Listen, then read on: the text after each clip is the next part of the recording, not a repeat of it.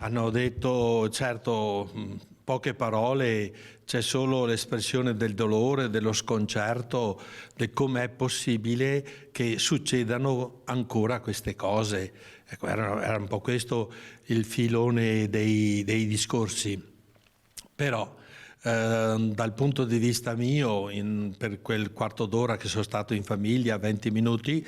abbiamo cercato di intravedere dentro questo buio, intravedere da che parte è la luce. Tant'è vero che è nato proprio da questo incontro il desiderio da parte dei genitori di Nicola e da parte di Nicola stesso, e poi anche da parte dei genitori di Vanessa, che sono stati contattati, di vivere un momento di preghiera insieme, e la decisione è stata presa per venerdì, per domani sera, nel Duomo di Castelfranco, luogo dove Vanessa ha ricevuto i sacramenti dell'iniziazione cristiana, dove è cresciuta come cristiana, dove ha ancora tanti amici, dove c'è la sua famiglia, e anche perché, prevedendo un afflusso consistente, la chiesa del Duomo è capiente